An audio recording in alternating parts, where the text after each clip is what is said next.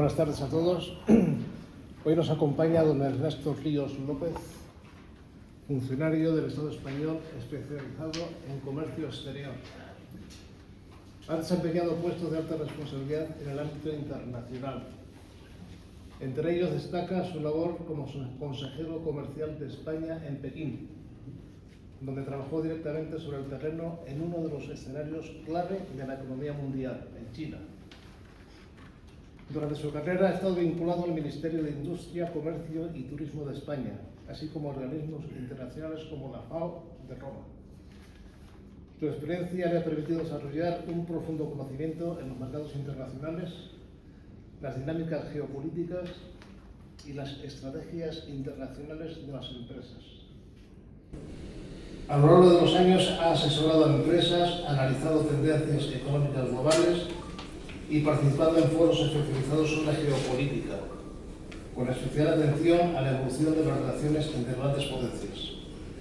Hoy nos acompaña para abordar un tema de máxima actualidad: la compleja relación entre China y Estados Unidos, y cómo la confrontación y la cooperación entre ambas potencias marcarán el futuro del orden mundial. Sin más palabras, le doy la palabra a don Ernesto Ríos López.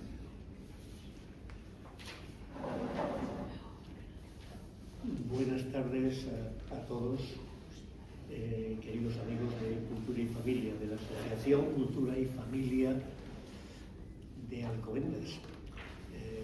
Cándido, Julio Íñiguez, que nos conocimos hace 2 años en una charla sobre este mismo tema en la encomienda de ejemplarios de España. Algo le debió gustar a Julio cuando me ha invitado de nuevo aquí en Alcobendas.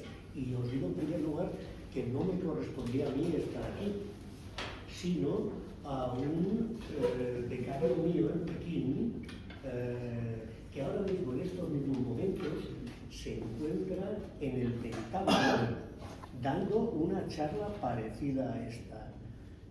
Hay un dicho que a mí me encanta repetirlo, que es que no hay mejor alumno que aquel que es capaz de superar a su maestro. Bueno, pues este becario, Diego, que iba a dar esta charla como uno de los mejores expertos sobre China que hay en el mundo, ha sido reclamado por Marco Rubio para estar un mes en el Pentágono, en el Departamento de Estado, para preparar las próximas visitas y encuentros del presidente Trump con Xi Jinping. El título de esta charla era Confrontación o cooperación entre Estados Unidos y China. Yo creo que hay más cooperación que confrontación. La confrontación muchas veces está marcada por el arte de la guerra, el libro de Sun Tzu, que todos conocéis, y que practica China, los chinos y el gobierno chino habitualmente. Se trata de, siguiendo la filosofía de Sun Tzu, de someter al enemigo, al competidor, al vecino, sin necesidad de luchar contra él, aplicando estrategias de astucia y flexibilidad para lograr el éxito y la victoria en situaciones de conflicto. En realidad, bueno, esa es una de las líneas de actuación que he seguido en toda mi vida profesional, que ha resumido muy bien Cándido. Hace 50 años yo me encontraba en Estados Unidos, en el Midwest, estudiando un tema hace 50 años, que yo tenía 23. Logré una de las mejores becas que había en España de la Fundación Universidad Empresa para estudiar los programas cooperativos en Estados Unidos, que han supuesto en el mundo académico universitario la mayor revolución que yo recuerdo. mucho más que la revolución cultural de Mao, por ejemplo. Estos programas cooperativos consisten en Estados Unidos en dar valor académico al trabajo en la empresa. Desde 1912, el decano Schneider introdujo este sistema en la Universidad de Cincinnati y luego se fue extendiendo por todo el territorio norteamericano, y es un sistema en el cual la competitividad se empieza desde el primer momento, desde el primer minuto que el alumno llega a una universidad, es captado por el sistema industrial, por el sistema empresarial, que coge a los mejores, naturalmente. Los tiene 6 meses trabajando en la empresa con un sueldo adecuado y van después otros 6 meses a la universidad para conseguir su grado correspondiente. Este sistema virtuoso que yo resumo como la triple hélice, pone en contacto desde el primer momento del estudiante universitario, pone en contacto al mundo académico, al mundo empresarial y al mundo de la administración. Es una triple hélice virtuosa que desafortunadamente yo tenía la misión de instaurar en España en el año 76, pero no fue posible. Y yo tengo aquí a Ana María Rodríguez de Viguri, que es testigo de la compañera de la segunda promoción de Químicas de la Autónoma, hija del ilustre coronel Rodríguez de Viguri, don Luis Rodríguez de Viguri, que bueno, pues me acompañó en ese tiempo de la Autónoma y sabe cuáles eran nuestras ilusiones, impulsos y tal. Yo en ese momento de la Autónoma pues sentí esta necesidad, me presenté a esta beca y me la dieron, naturalmente. Hice el informe correspondiente y a la vuelta de Estados Unidos pues no recibí ningún impulso para llevarlo a la práctica. Sí me valió para aplicar este sistema americano a mi propia vida. Salí de la facultad donde era PNN,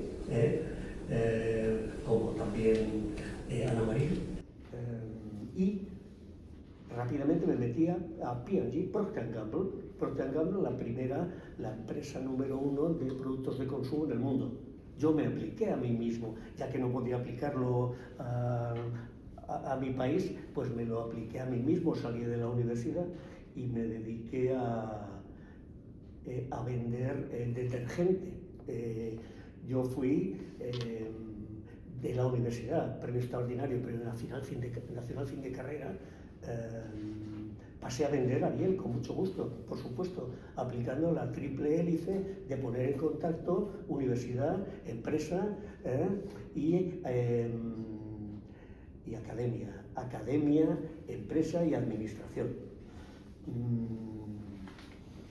Bueno, esto os lo digo como introducción, que yo no tenía que estar aquí, tenía que estar aquí mi alumno, Diego, que afortunadamente, y luego os enseñaré la foto, ahora mismo está dando una charla en el Pentágono en Washington, D.C.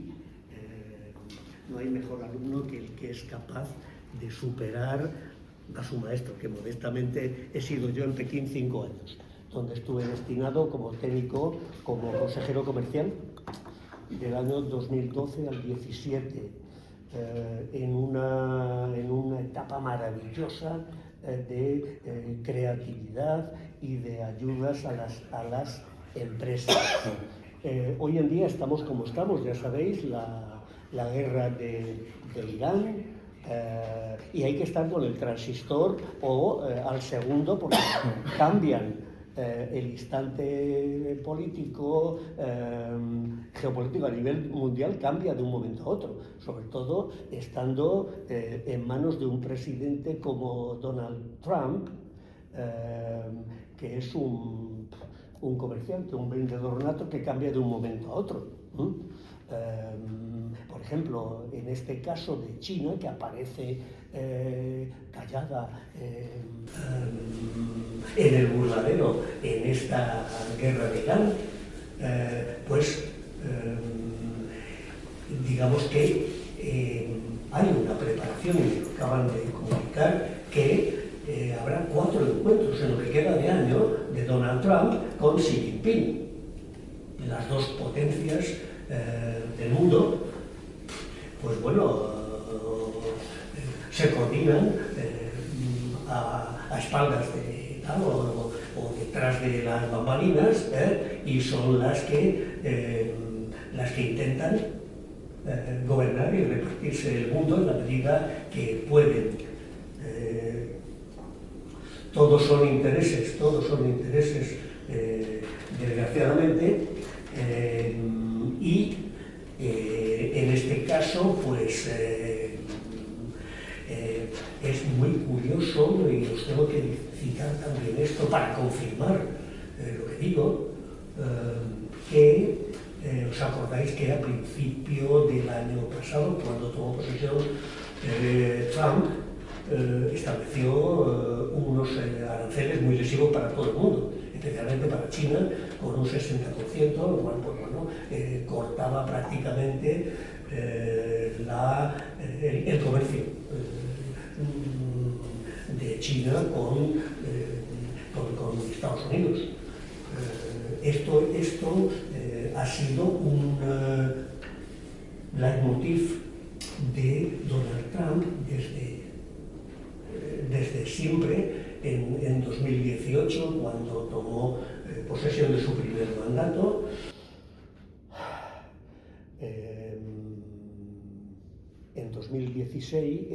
en 2018 estableció también unos aranceles lesivos para China. ¿Por qué? Porque el déficit comercial de Estados Unidos con China ascendió a 350.000 millones de dólares. Esto había que atajarlo de alguna manera, y qué manera más rápida de hacerlo que mediante la aplicación de aranceles.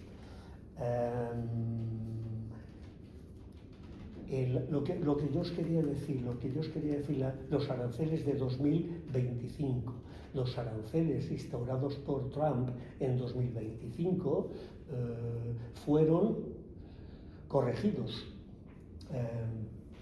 en un denominado acuerdo de Busan, En Busan se reunió la Asociación de Países de Asia-Pacífico, APEC, Asociación Económica de Países de Asia-Pacífico. En Busan se estableció un acuerdo por el cual Xi Jinping y Trump establecieron que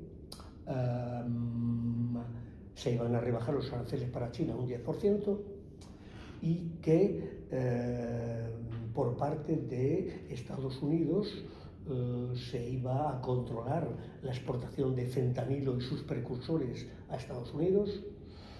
Esta droga que ha matado a 450.000 norteamericanos, y que supone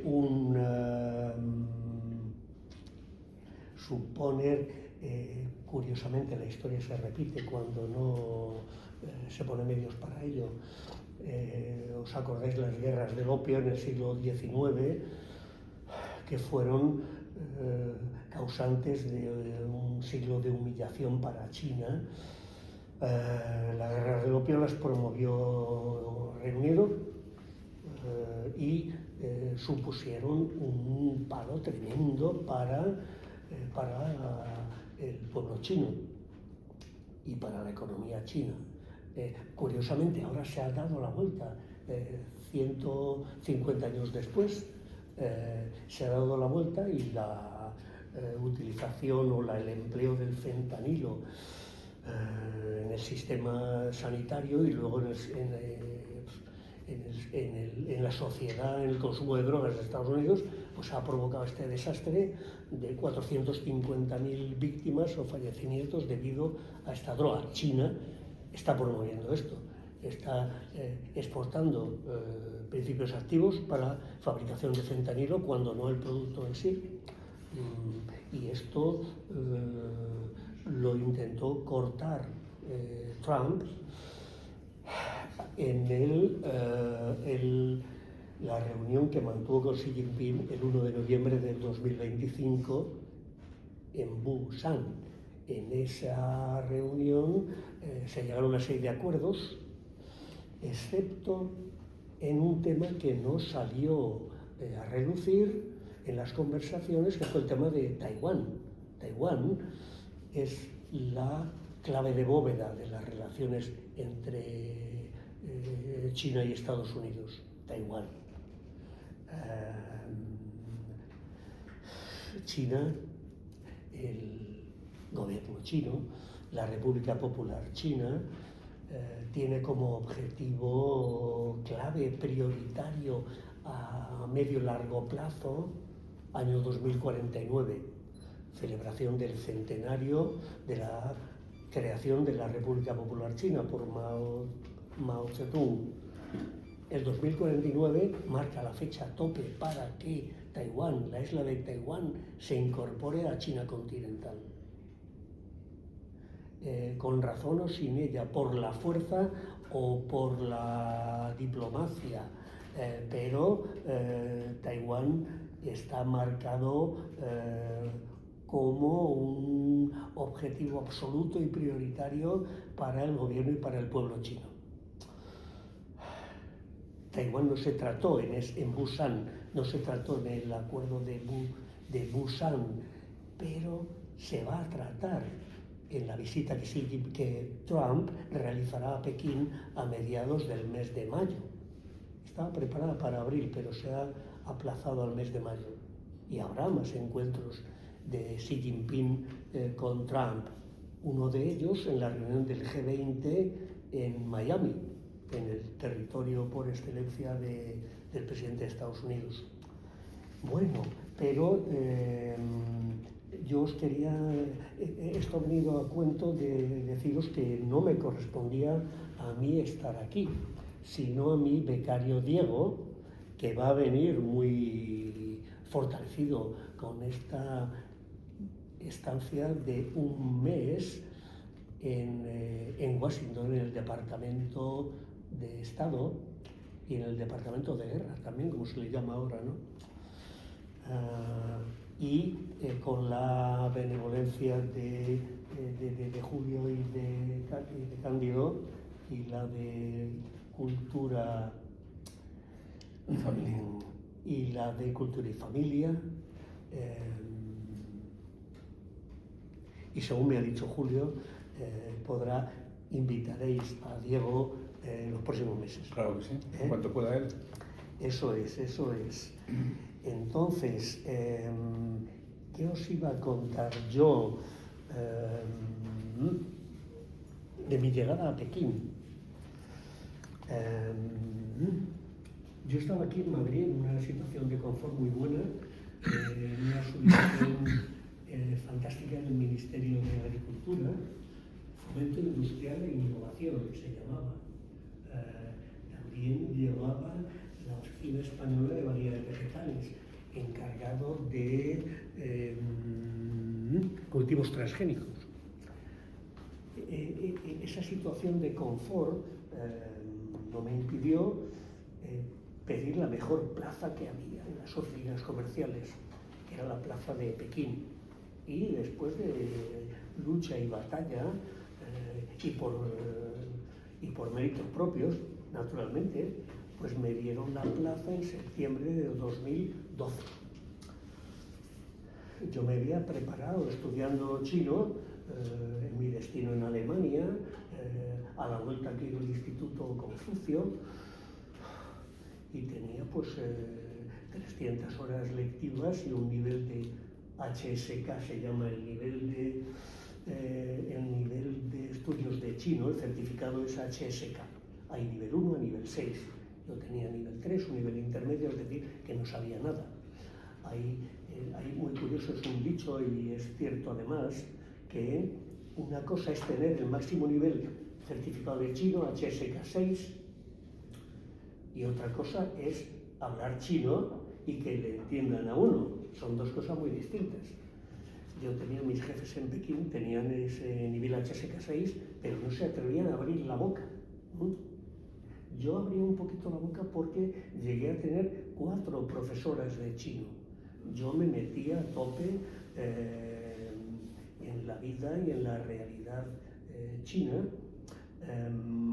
y os diré una cosa.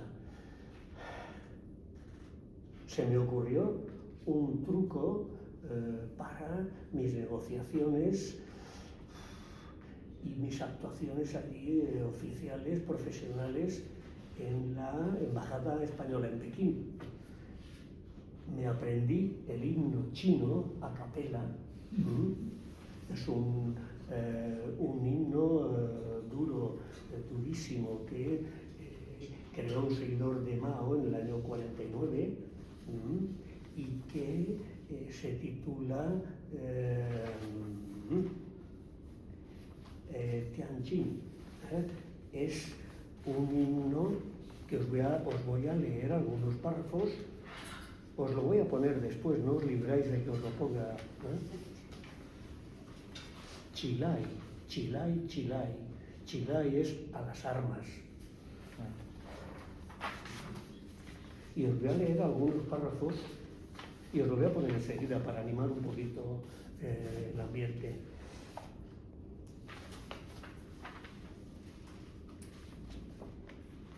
Vamos a ver si tengo por aquí.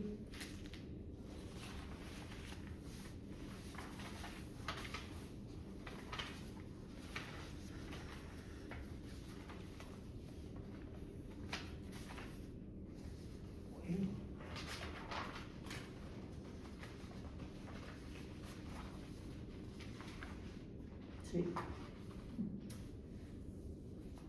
Os voy a leer algunos párrafos. Son gota a gota. Chilai, levantaos todos los que no estáis dispuestos a ser esclavos. Con nuestra carne y nuestra sangre edificaremos nuestra nueva gran muralla. La nación china ha llegado a su más peligroso momento. Que cada persona, forzada por la opresión, lance su último clamor. Levantaos, levantaos, levantaos. Somos una multitud numerosa con un solo corazón. Enfrentemos el fuego del enemigo. Avancemos. Duro, ¿eh? Duro. Bueno. Los niños y los adolescentes en la universidad y en todos los sitios, instituciones chinas, cantan el himno todos los días al empezar su faena y su trabajo, ¿no? Pero como es obligatorio, pues no, tampoco pone mucho interés. A ver, María Purísima. Ahí va. Bravo, bravo. Chila, ni hao, Rafa. Pues mira, llegas a tiempo del himno chino. Te lo vamos y te lo voy. Prefiero el español. No, Sí, no, pero es que es que el español no tiene letra. este sí tiene. No sé que lo tiene varias. Lo que pasa es que no sé. Sí, bueno.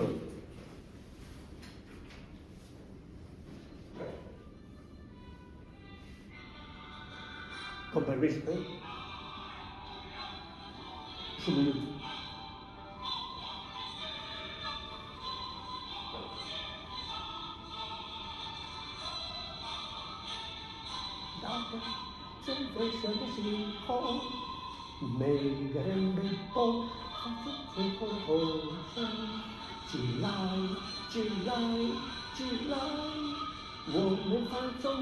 Y sí, un solo corazón.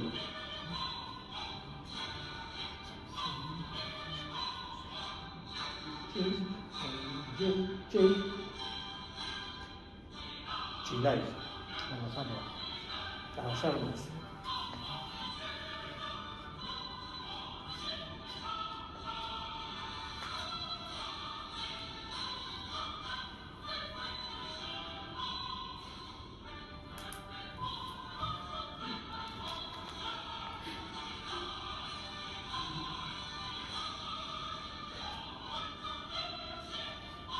un solo corazón.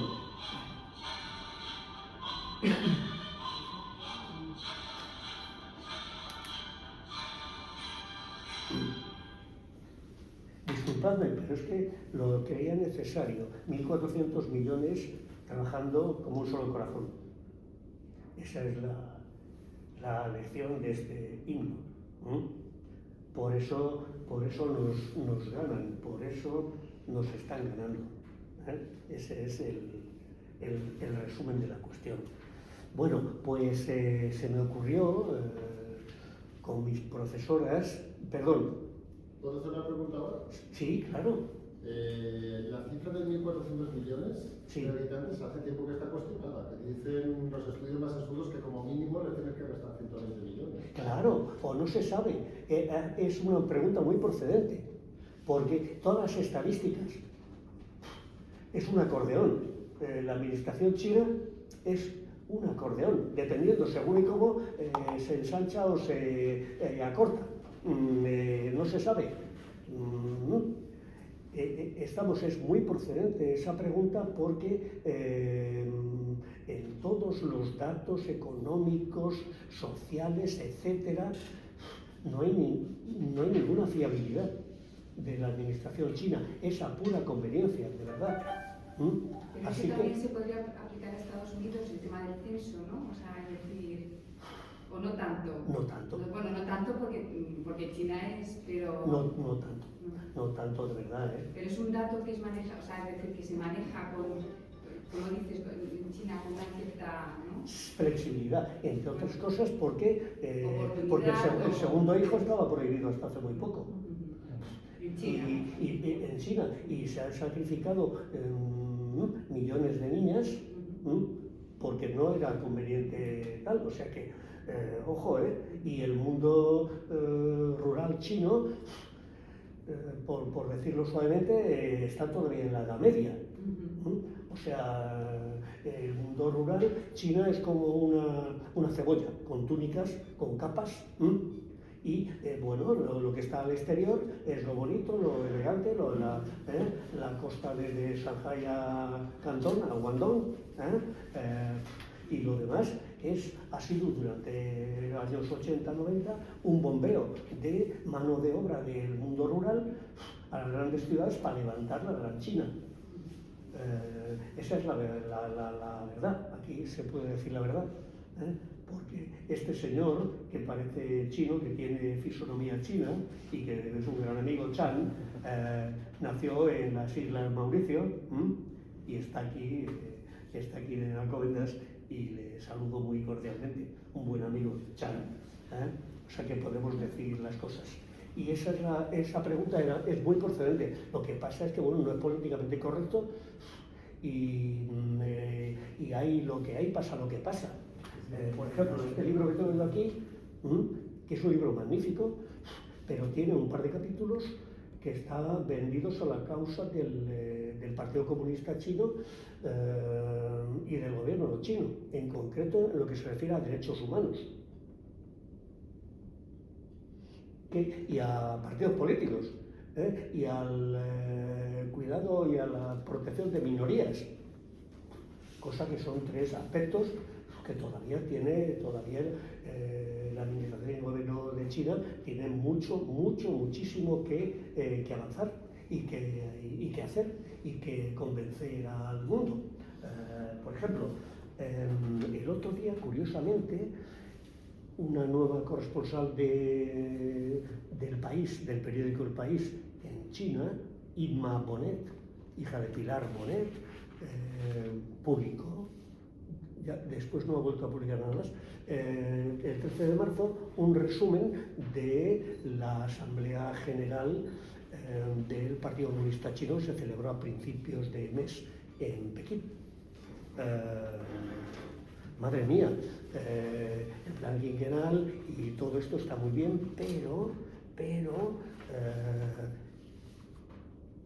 el gobierno chino coló en esta conferencia consultiva política del pueblo chino una ley de promoción de la unidad y el progreso étnicos. para reforzar las bases legales, decía la periodista, en el avance del desarrollo de alta calidad y prosperidad entre los 56 grupos étnicos de China. El nuevo decreto pretende forjar una fuerte convivencia de la comunidad de la nación china, medidas para mejorar la integración social, pero en realidad consiste en una mayor vigilancia y control que puede eliminar lo poco que queda de la diversidad étnica, decía la periodista. Movilizar la burocracia y la sociedad para unificar a la población bajo el liderazgo del Partido Comunista Chino. Y China no se entiende sin un fortísimo control del Partido Comunista, que tiene 90 millones de afiliados, uno por cada 15 chinos, más o menos, ahí serían 1.350 millones, es decir, un miembro del Partido Comunista por cada 15 chinos. Pues bueno, os podéis imaginar el control en cada planta, de cada vivienda, de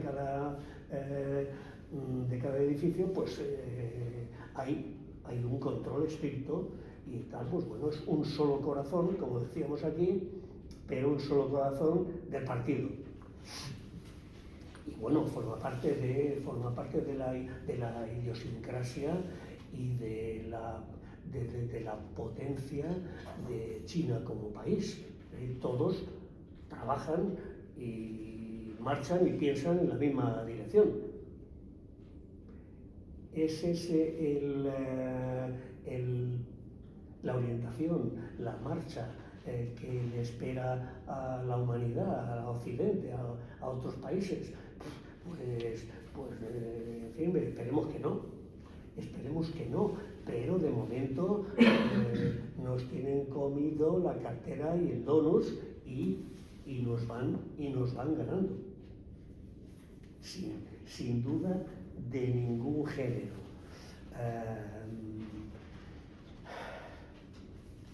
¿Qué os iba a contar yo de mi experiencia yo allí durante estos 5 años? Pues bueno, aparte de disfrazarme de lagarterana cantando el himno chino a capela en la primera ocasión que se me prestaba, y esto recuerdo que el mejor momento en esta actividad fue cruzando el puente de Mou Tai. Mou Tai, ¿os suena Mou Tai? Chan, tú tomas Baijiu, el aguardiente de sorgo, Baijiu, ¿no? Bueno, pues la mayor empresa del mundo de alcoholes, la más capitalizada, que está en la bolsa de Nueva York, es Mou Tai. Mou Tai, 1 litro de Baijiu, de aguardiente de sorgo, con de diferentes soleras, de diferente añada, cuesta hasta $1.000 el litro.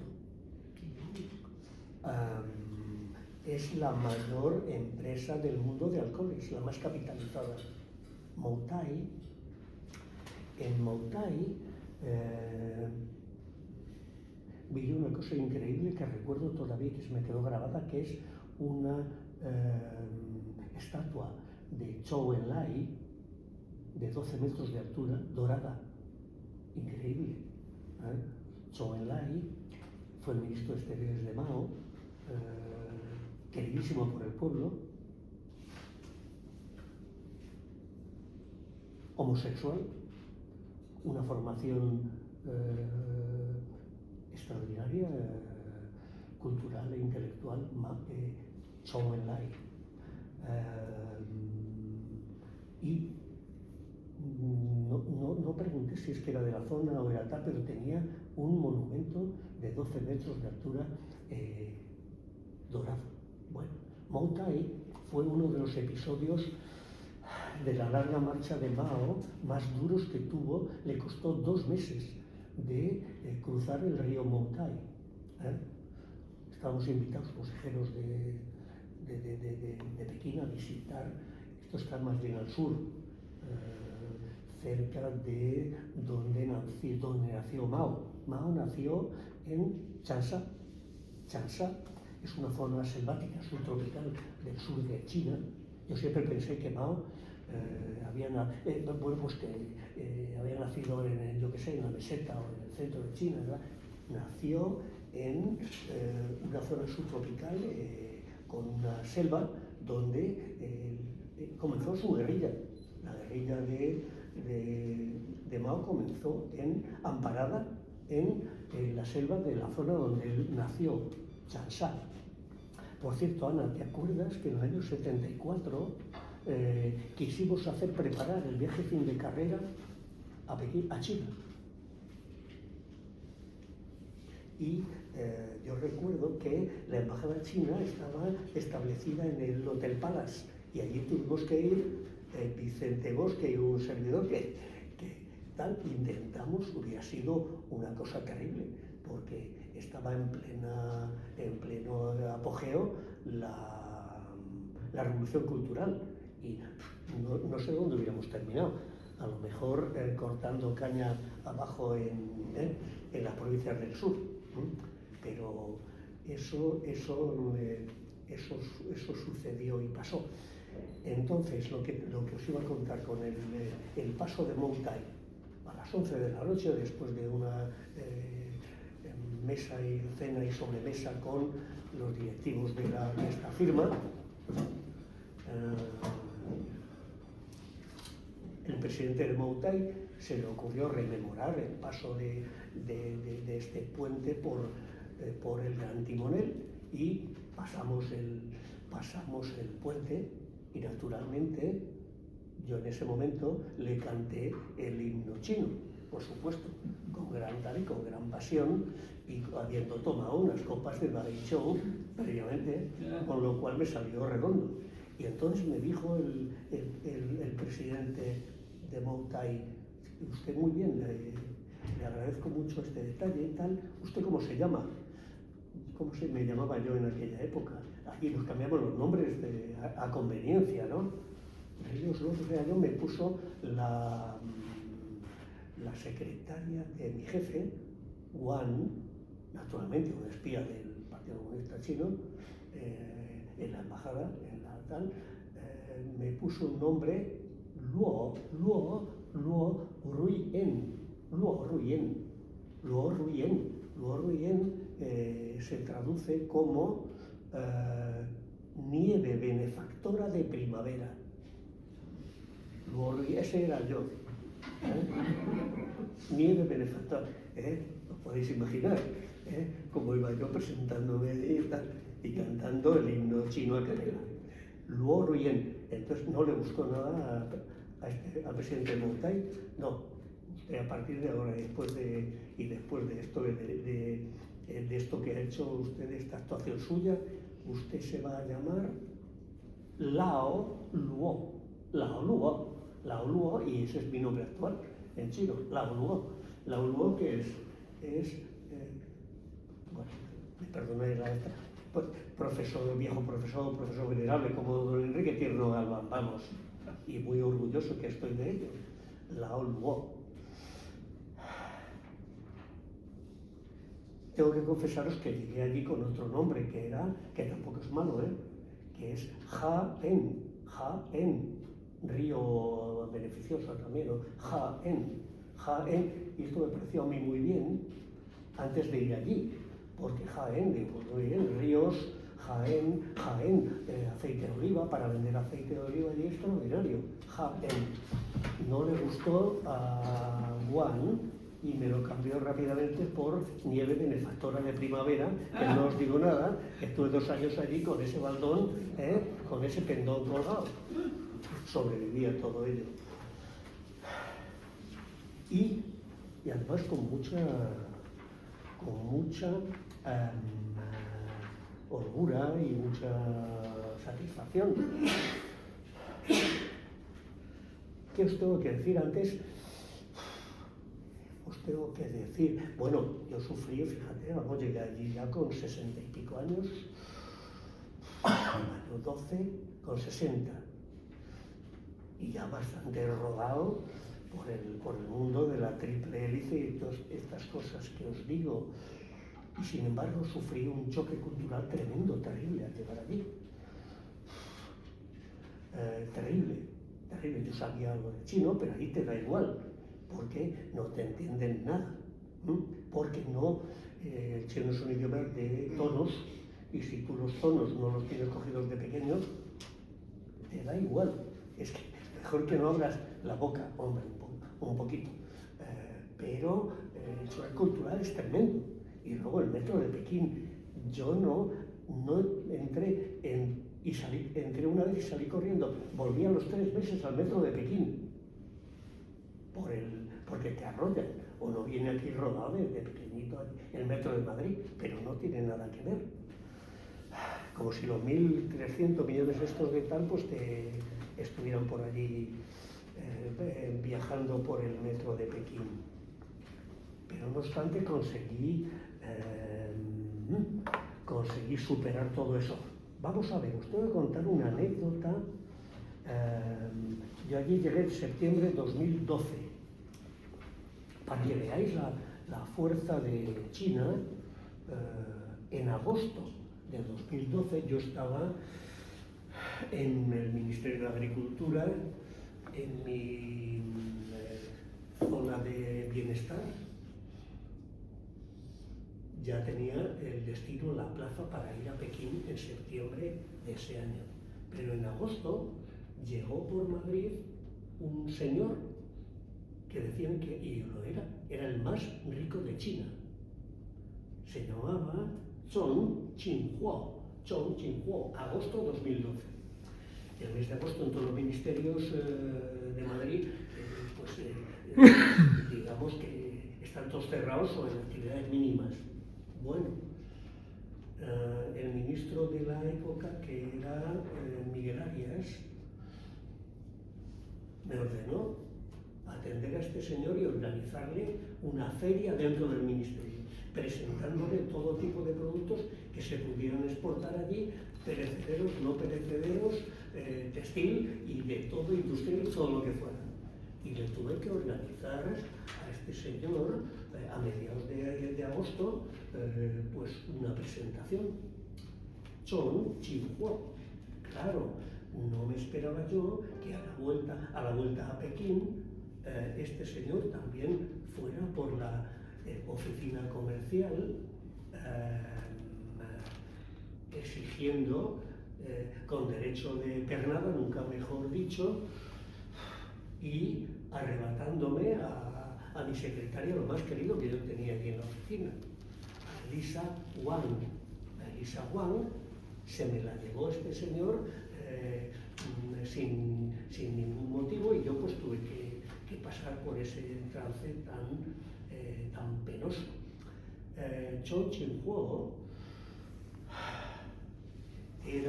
tenía un patrimonio de 20.000 millones de dólares en ese momento, año 2012, y era efectivamente el más rico de China. Venía de Hanzhong, ¿te suena? Hanzhong, capital del imperio del siglo XVII, Hanzhong. Zhong Qinhuo era un modesto tendero de la esquina en su ciudad. Ascendió en el partido hasta llegar a ocupar el puesto de secretario general del sector agroalimentario para toda China. Hizo una cosa que se estudia en todas las escuelas de negocio del mundo, que es apropiarse por las buenas del 49% de Danone China. El otro 51% correspondía al Estado. Y él se apoderó por las buenas del 49%, dio un sartenazo de varios miles de millones de dólares. Así por las buenas. Así a veces se hacen las cosas en China. Bueno, con este patrimonio, y en agosto de 2012, este hombre llegó aquí para abrir una cadena de supermercados de lujo en toda China, diciendo: yo soy el que más sabe, yo no me equivoco nunca, hay que fomentar el consumo de lujo de productos, el consumo de productos de lujo en China, y voy a abrir supermercados o tiendas o complejos comerciales en toda China. Y para eso le hicimos aquí esta feria en agosto de 2012. Naturalmente, hizo lo mismo en Italia y en Francia. Y todo el mundo estaba plegado ante él, porque ante el comprador chino, un comprador chino de esta envergadura, pues todo el mundo tiene que plegarse y atenderlo, ¿no? Sería en 2014 cuando pues abrió su primera complejo comercial en Hangzhou. Este hombre abrió alguno más y tuvo problemas con los empleados, con los sindicatos chinos, que le agredieron y fueron a por él, fueron a asesinarlo. Me han contado que se protegió la cabeza y le cortaron los cartílagos de una mano, de la mano derecha. También pasan estas cosas allí, ¿eh? Y esto me tocó vivirlo de primera mano. ¿Qué cosas? Os he puesto el himno, ¿verdad?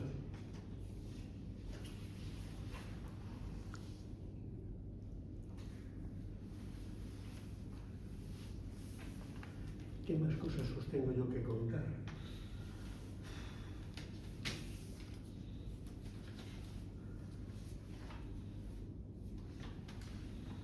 Pues eso, que desde el punto de vista profesional fueron 5 años de logros importantes, especialmente los temas que yo llevaba allí, que eran los temas agroalimentarios.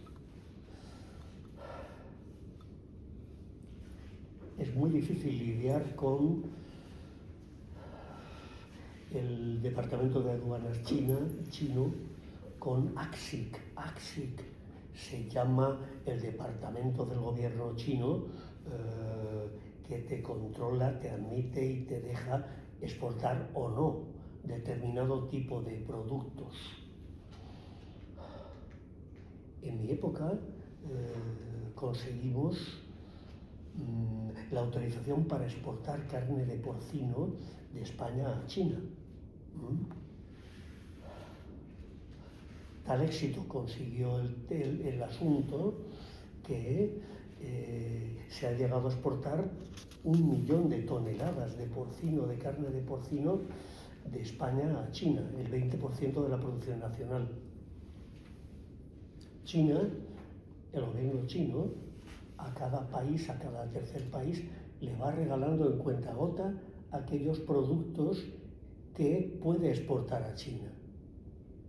¿Qué productos tuvimos que negociar? Y estos productos cuestan los protocolos y las negociaciones para exportar cítricos, por ejemplo, almendras, fruta de hueso. Cuesta 2 o 3 años de negociaciones para poder realizar el primer envío. Ahora bien, cuando realizas, se te abre un mundo a la industria agroalimentaria española, el que te dejen exportar y actuar en un determinado producto. China tiene 20 ciudades del orden de 15 o 20 millones de personas en todo el territorio. Si tú con que una empresa consiga vender en 2 o 3 ciudades de estas, no hace falta que sean todas, resuelve sus problemas para una larga temporada de años. Pero se tienen que dar estos hechos de que consigas el protocolo para iniciar la exportación, y este protocolo te lo dan uno o 2 productos al año coincidiendo con la visita de un primer ministro o de un presidente de gobierno de España. Desafortunadamente, nuestro presidente de la época, Rajoy, fue no más que una vez por allí, pues solo le tocó un caramelo, ¿no? Estamos, porcino y alguna cosa más. Afortunadamente, Pedro Sánchez va una vez al año, que es lo mínimo que se debe ir por allí. La señora Merkel iba cada 6 meses. Solera también. Estos sí. Pero es casi una petición de valoración, pero sí. ¿realmente nos estaba favoreciendo el intercambio comercial con China? Porque creo que somos tremendamente deficitarios, ¿no? Todo el mundo occidental es tremendamente deficitario. Pero bueno, vale mucho consuelo de tontos. El caso que viene Sí, de España. vamos a ver, sí, por supuesto, y te voy a dar datos concretos. Y lo tienes en el folio este. En este folio llega la cobertura, se llama cobertura, lo que exportamos frente a lo que importamos de China. Por supuesto, la cobertura nuestra está entre el 15 y el 20%. En el mejor de los casos ha habido años de 13%, a pesar de que exportamos 1 millón de toneladas de porcino, pero que su valor son 2.000 millones de euros, a 2 euros el kilo, porque lo que exportamos de porcino allí no son cortes selectos, no son chuleteros, son lo que se llaman trimmings, grasa, partes grasas de lo que, claro, los mataderos españoles están encantados de China porque eso a lo mejor pues, lo tenía que tirar o hacer manteca o tal, no tiene precio en el mercado europeo ni español. Ese tipo de productos que se manda a China, trimmings, cortes o recortes con mucha grasa, que es lo que le gusta a los chinos, por otra parte. Entonces, 20%, claro. Nosotros decimos que China invade, que China acapara, que China aplasta o ocupa todo el mercado mundial en el producto que quiere. Efectivamente es así. O sea, China abrió las puertas de eso. China es un monstruo que hemos creado nosotros. Yo tuve allí 2 embajadores, recuerdo el primero de ellos, un catalán muy sabio, Eugenio Bregolat, Eugeni me decía, Eugeni tiene escritos 3 libros. Eugeni Bregolat son libros que ya están desclasificados y que no se pueden conseguir, por eso no los he traído. La mayoría del contenido de esos libros se los hemos hecho en las oficinas comerciales, con lo cual son muy buenos. ¿Qué decía Eugeni Bregolat? ¿Qué me decía? Esto era el año 2012. Ernesto, España ha llegado al mercado chino tarde, mal y nunca. China, la economía china, desde el año 79 que llegó Deng Xiaoping, el pequeño gran hombre, al poder, sucediendo a Mao, la economía china la han levantado 700.000 empresas extranjeras, invirtiendo allí, llevando a su know-how y sus trabajadores y sus directivos, 700.000 empresas. Eso es lo que ha levantado China. Eso es un tema, quizá no es políticamente correcto decirlo y no es una cifra que nos llega, pero mi sabio embajador catalán de Bregolat sí me lo contaba. ¿Y qué ha hecho España? España viaja mal. España de esas empresas, solo son españolas 600, el 0,09%. España supone en el mundo, en el PIB y en la economía global, el 2%. El 2% del conjunto de la economía mundial. Sin embargo, nuestro esfuerzo y nuestra presencia en China no llegaba ni al 0,1%. Por Dios. No hemos estado presentes en China. No hemos estado presentes en China, en ninguno de los sectores. Era una asignatura pendiente para mí el remontar todo esto y yo estaba allí en un puesto comercial.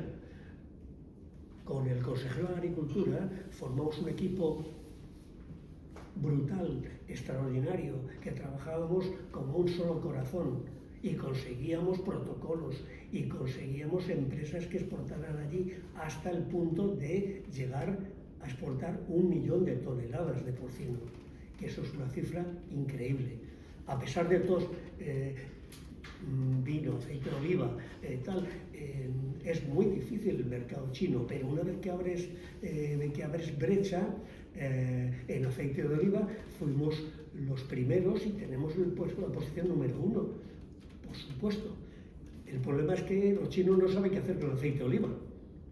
Igual que no saben qué hacer con el jamón curado, con el jamón ibérico. Ahora bien, se matan por tener en casa o en la estantería de un restaurante un buen jamón ibérico. Luego no les gusta, el gusto del jamón curado nuestro no les gusta. Lo que quieren ellos, lo que les gusta a ellos es la carne seca de Mongolia, por ejemplo. Ese es el gusto chino, no el del jamón ibérico. Lo que pasa es que por lujo, por prurito, por caché, lo tienen en sus... El aceite de oliva no saben utilizarlo, es muy fuerte para ellos. Ellos utilizan soja, que es más barato y tal, pero tiene aceite de oliva por prestigio. El caso del vino. En ferias de vino, oiga, usted, vino español, pero usted ¿qué se ha creído? Usted me está engañando. El vino es francés. Palabras de restauradores y profesionales chinos. Usted no tal. Fíjate todo el trabajo y toda la tarea de presentación y de marketing que hay que hacer. China,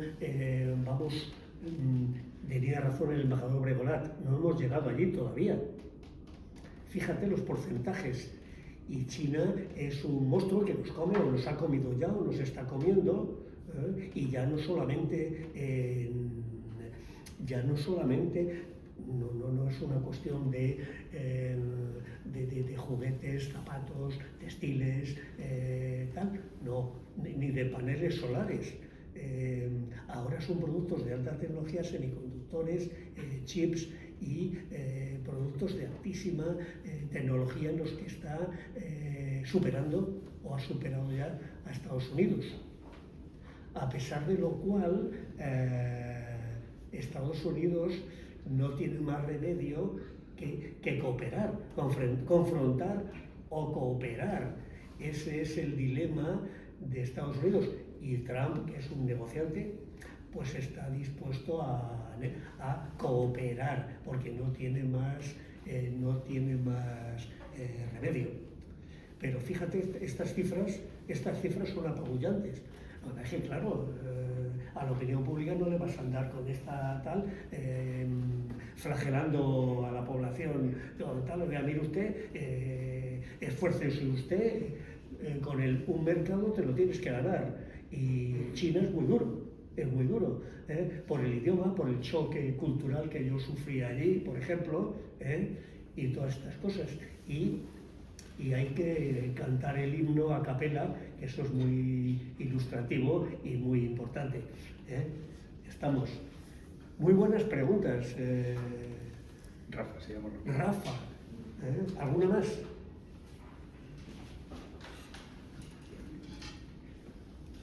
Bueno, yo tengo lo que os iba a decir en la charla era lo he resumido en un artículo que os va a enviar Julio. Sí, a los que tengan correo electrónico.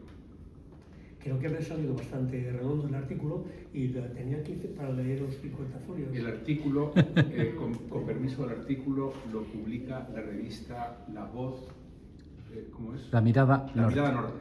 La Mirada Norte. Es De Alcobendas. Gratuita. Sale cada mes. Saldrá el próximo mes. Pero se lo vas a anticipar a... Yo a los que tengamos un correo electrónico os lo mando. Sí, claro, por supuesto, encantado. Por favor, creo que me ha salido bastante redondo. Seguro que sí. Bueno, y la verdad es que yo no soy como el Bautista. el precursor, que yo no tenía que estar aquí. Nada más que para contaros unas vivencias y contaros esto, que crucé el puente de Moutai con unas copitas de Baijiu, del mejor aguardiente de sordo del mundo. Pero todavía tengo el aroma de la fábrica, que es una fábrica artesanal, como una fábrica de lujo de La Bañeza, de Galicia. Muy bien. Julio, preguntas. Sí, yo tengo una pregunta. Ernesto. Dime. Es cierto que ha dado varias pinceladas de que China nos gana y lo ha comentado de alguna manera durante la charla, pero ¿por qué estamos inundados de productos chinos que tienen, no sé si es verdad o no, pero un poco el San Benito de que son productos baratos, de mala calidad, cuando se sabe que la tecnología que hay en China da 100.000 vueltas al mundo occidental, ¿no? Son listos hasta para eso, porque dentro del producto de imitación hay 5 categorías, 5 calidades. O sea, para cada bolsillo hay un producto de un nivel de calidad de producto de imitación. Vamos a ver, mira, yo soy de Murcia y descubrí en estos años allí que las empresas españolas importan pimiento seco, 40.000 toneladas de pimiento seco para hacer pimentón. Claro. ¿De China? De China. Y bueno, pues en Shandong noreste, una de las mejores zonas para producción de vegetales de China, Shandong. Yo compro espárragos en Mercadona de China, así de gordos, 1 kilo 2,90 euros, y son magníficos. No tienen nada que envidiar a los de Navarra, te lo digo sinceramente. O sea que todo depende según y cómo, Es decir, bueno, mira, venía... Ese pimentón no creo que sea tampoco comparable al de la Vera. Bueno. Es que nosotros... Otra cuestión, porque es que, claro, en todo régimen comunista, si puede presumir de algo, es de mentir, de sus estadísticas. Sí. ¿Qué pasa con todo el tema de la famosa construcción tofu? Que se le caen los edificios, las infraestructuras, hay miles y miles de vídeos en internet, en las redes, mostrando cómo se les desploman los edificios, cómo se les caen las carreteras, se les caen los puentes, se deshacen las presas. ¿Qué pasa con eso? Bueno, ¿Eso es desinformación capitalista o son verdades? Bueno, pues ha habido una crisis inmobiliaria, esta de Evergrande y todo esto, pero a este punto de las calidades de construcción, a mí no me ha llegado esto, francamente. En cuanto a productos, ya os digo que, somos nosotros los que hemos creado todas estas cadenas de suministro, de producción a modelo de Occidente. Cuando cayó Mao, había miseria, hambre y había una situación muy dura, muy difícil, que somos estas 700.000 empresas occidentales las que hemos creado la trama de producción de China. O sea, ha habido una cooperación hasta este extremo grandísimo. No me consta el tema tengo que mirarlo y consultarlo, lo de esto que me dices de tofu, de construcciones tofu. Pero una cosa es que un país importe de China y exija unas calidades, porque no es lo mismo el producto que importa Walmart en Estados Unidos que el que importa el bazar chino, que bueno, hay cientos de miles, es una red de importación muy bien montada. Sí. Pero esas empresas, a la la hora de construir edificios, proveer hierro para forjados y estas cosas, acero, no son responsables, son los propios chinos. Ya no tengo yo, me pillas ahí en un tema que no he explorado, pero lo voy a estudiar porque es muy interesante. Es muy interesante. Nosotros tenemos ese tema es curioso porque si ahora que hay tanto conflicto, tanta guerra, tanto enfrentamiento, se están poniendo a prueba las capacidades militares de China, o sea, el armamento que están vendiendo. Y la verdad que están demostrando que no es muy bueno. Lo que te digo es una cosa, me extraña porque en África y en Latinoamérica las infraestructuras, los ferrocarriles, se los lleva, todos los proyectos se los lleva China desde hace 25 o 30 años. Bueno, hay mucha corrupción, se supone que ha sobornado a muchos en esos países. Hay muchos conflictos y bueno, internacionales. Rafa, perdona, más ha sobornado Odebrecht, por ejemplo. Sí, también, efectivamente. Por ejemplo, el Estado chino, las empresas estatales chinas llegan allí, pues bueno, de la manera que llegan, y ya se lo advierte el gran hermano del norte, Estados Unidos, que les dice exactamente que bueno, cualquier cesión a empresas chinas es una pérdida de soberanía. Fíjate lo que les dice el gran hermano del norte. O sea que bueno, pues todo es relativo, todo es flexible y hay casos para todo. Lo que yo te quería decir, os quería que no lo he mencionado, es que hay un triángulo que llamamos un triángulo vicioso, un triángulo que es el que lleva al deterioro del comercio exterior de China, que es subvención, todas las empresas chinas estatales muy subvencionadas, lo cual crea una sobreproducción.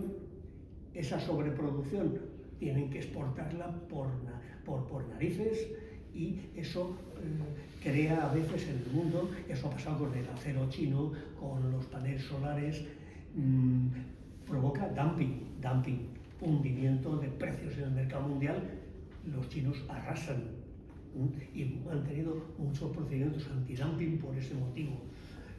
Subvención, sobreproducción, dumping. Es un tema que China ahí no controla porque enseguida se dispara la producción y la exportación y arrasan los mercados mundiales de determinados productos.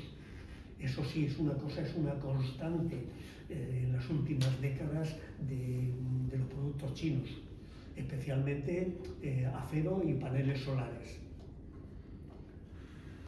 Muy bien. Yo les puedo contar una tontería para que sea algo de diversión, una cosita nada más. Si alguno quiere ir a Nueva Zelanda, cosa que os recomiendo encarecidamente, porque es uno de los lugares más bellos del mundo, id con Air China, porque resulta que os cuesta la mitad. Pero la mitad, que cualquier otra compañía. O sea, apresurar, os cuesta lo que ir a Estados Unidos con una compañía normal. Es un sitio increíblemente bello y además va estupendamente. La comida estupenda, el trato estupendo, todo estupendo. Pero luego, sin embargo, en los vuelos de España a Pekín, por ejemplo, de Madrid a Pekín son carísimos. Pues aquí no, fíjate. Bueno, excepto si lo planificas bien. Yo, por ejemplo, yo volaba por 500 euros ida y vuelta. El nuestro fue Madrid, Pekín, Auckland. No, la mitad. A mí me daba miedo por lo que dice él, ¿será de mala calidad? No, para nada. Son buenísimos. Pero el avión era el bus, ¿no? O Sí. Una cosa, sí. O Boeing o tal, sí. porque el suyo... Todavía no están ahí.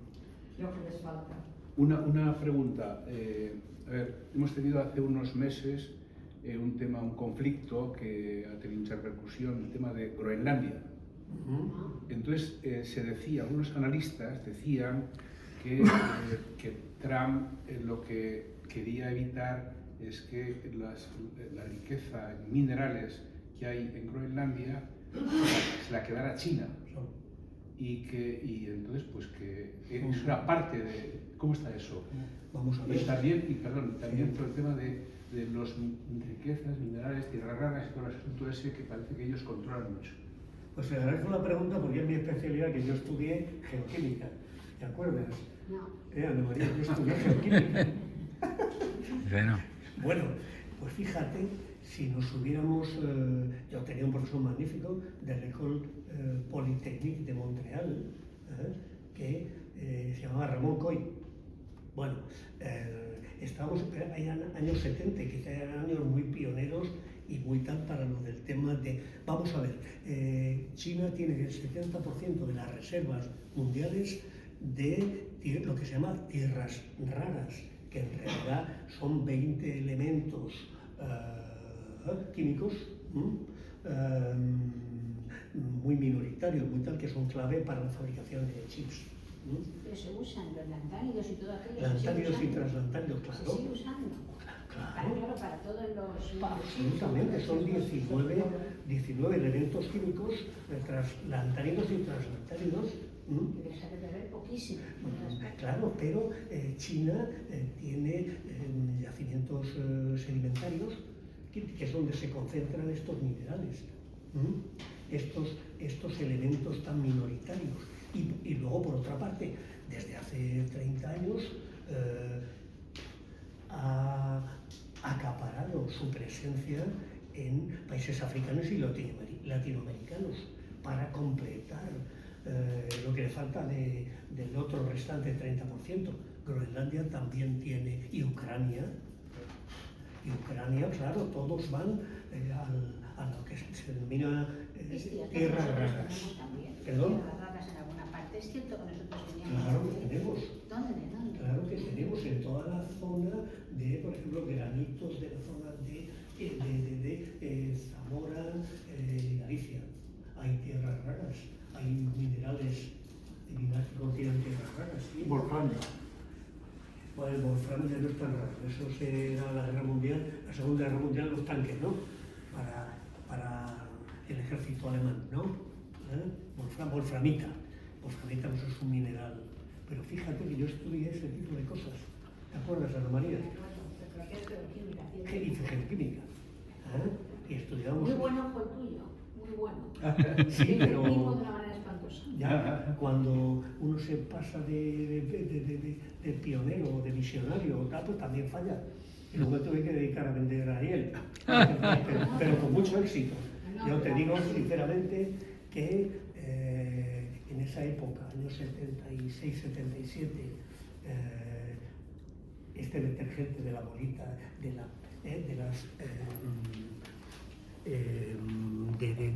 las escamitas verdes, que son las enzimas solamente las teníamos nosotros, las mejores. Esas son enzimas que son las que realmente son lo que limpia de un detergente, lo que quita la suciedad. La enzima se come la materia orgánica. Pues muchísimas gracias, don Ernesto. ¿Alguna pregunta más? Sí, seguro. Una clásica. ¿Qué tal la mujer en China?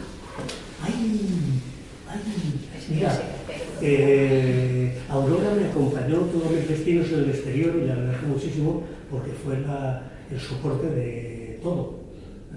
Y los hijos nacieron en Alemania, los criamos en Roma, en Italia, y a China no me acompañó ni la mujer ni los hijos. Tan terrible era el lema. Sí, el choque cultural. Bueno,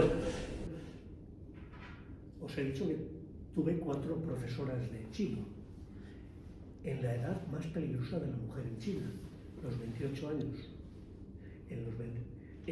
Todavía ahora, eso de tiempo medieval y de tiempo histórico y tal, la mujer en China, pues bueno, ha estado muy marginada, muy marcada y muy sometida. A los 28 años, todavía, si la mujer no se casa en China, está marcada por la sociedad. Pero eso habrá cambiado ahora, igual que No ha cambiado, la primera ministra. en mi época no había cambiado. Bueno, pues... Hay mujeres que se han venido porque No querían casarse con el que habían hecho la familia, vamos. Mis profesoras rondaban esa edad. Y entonces hay un nombre que se da a la mujer. En ese caso están como en el siglo XIX, vamos. O más atrás, sí. Entonces hay una cosa muy curiosa, que tanto los chicos como las chicas que han emigrado a las grandes ciudades para vivir y tal cual, prácticamente se dedican a trabajar y a ahorrar y tal como posesos, y no tienen tiempo de ligar ni de salir ni de tal. Cuando van al pueblo, a los pueblos de vacaciones,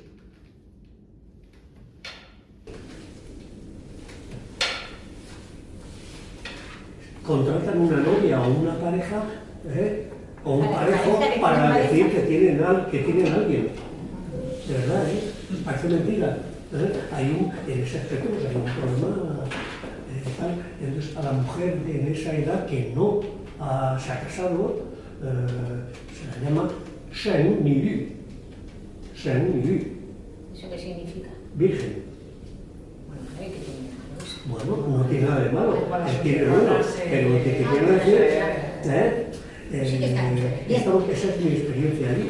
Y yo lo he vivido con mis profesoras a las que estoy muy agradecido y que me han enseñado a hablar un poquito de chino, a amar a China y a cantar el himno chino a capela.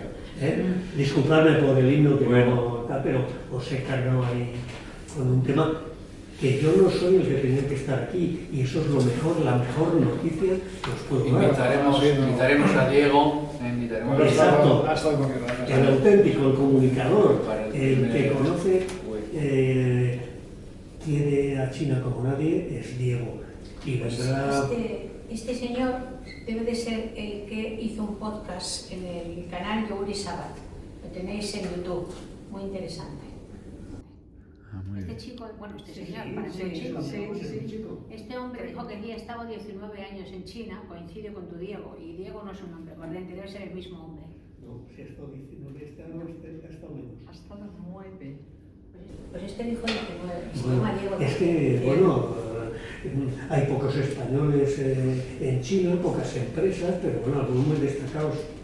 Mirando, a ver, este hombre hablaba bastante de China. Es profesor de la... Hablaba bastante de China. De lo que decía de China es que los chinos tienen un objetivo y cuando tienen un objetivo, lo demás es secundario.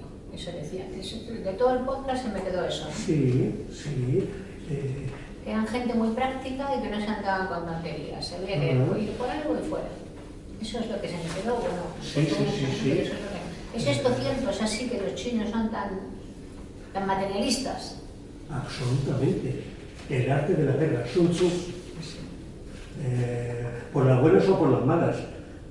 ¿Cómo explicas tú entonces que Occidente pudiera dominar a los chinos durante todo el siglo XIX? Por el opio, porque los drogó, con toda la mala baba de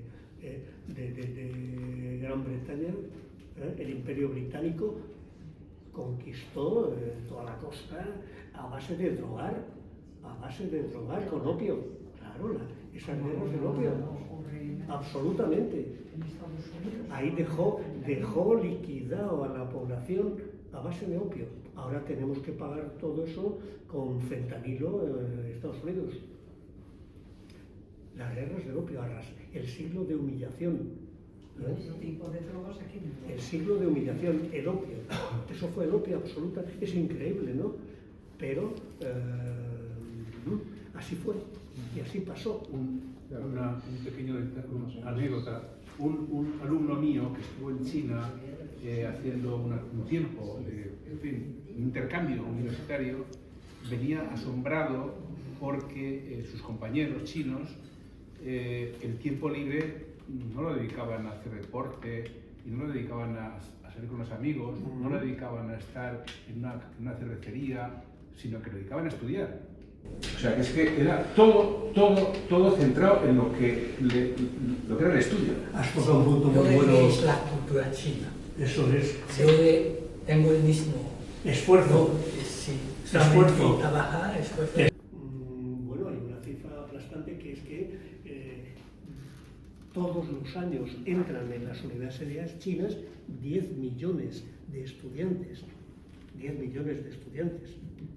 Son muchos estudiantes. Estamos. Y hay una competitividad terrible.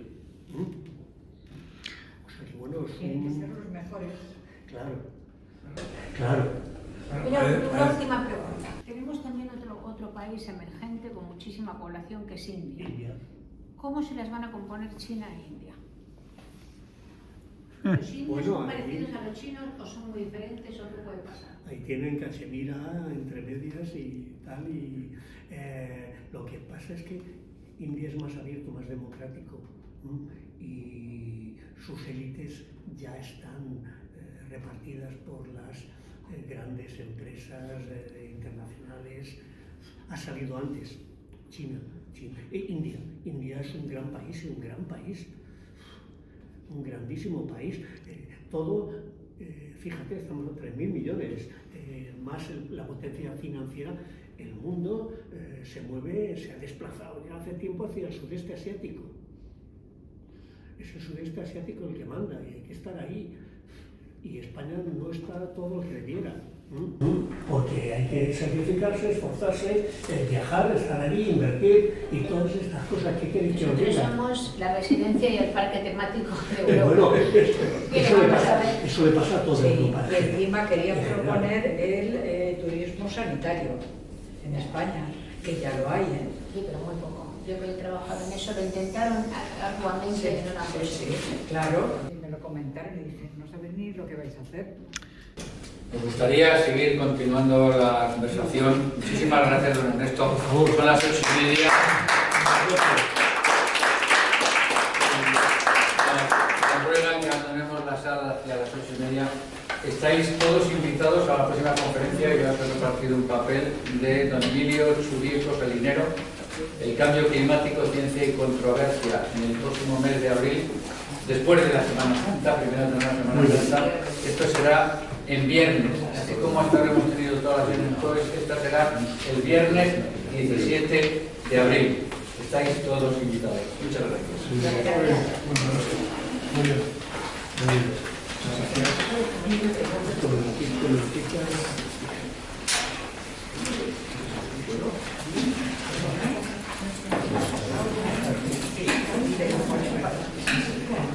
Venga, no pasa nada.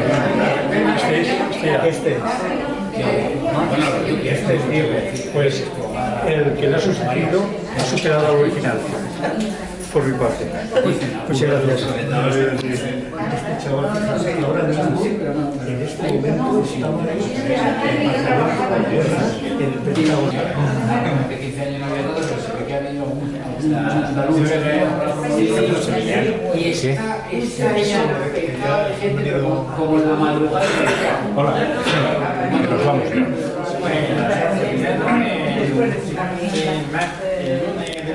Bueno,